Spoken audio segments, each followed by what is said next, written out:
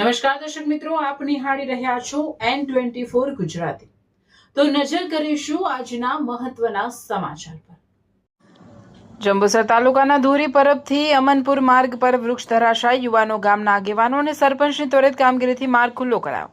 જંબુસર તાલુકાના ધોરી પરબથી અમનપુર જતા મુખ્ય માર્ગ પર ભારે પવન અને વરસાદના કારણે એક વિશાળ વૃક્ષ અચાનક ધરાશાય થતા રસ્તો સંપૂર્ણપણે અવરોધાઈ ગયો હતો। વૃક્ષ રસ્તાની વચ્ચે પડી જતા બંને તરફ વાહનોની અવરજવર થોડા સમય માટે ખોરવાઈ હતી અને મુસાફરોને મુશ્કેલીનો સામનો કરવો પડ્યો હતો।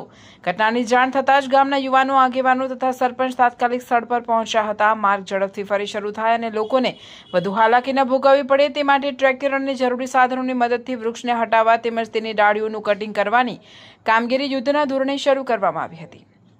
સ્થાનિકોના સહયોગથી કામગીરી ઝડપથી પૂર્ણ થતા માર્ગને ફરી વાહન વ્યવહાર માટે ખુલ્લો કરવામાં આવ્યો હતો।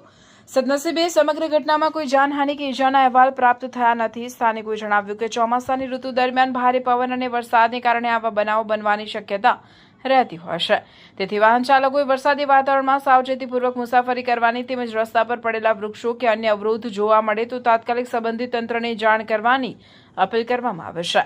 ગામના યુવાનો, આગેવાનો અને સરપંચે સમયસર કાર્યવાહી કરીને માર્ગને ટૂંકા સમયમાં ફરી શરૂ કરાવતા સ્થાનિકોએ તેમની કામગીરીને બિરદાવી હતી।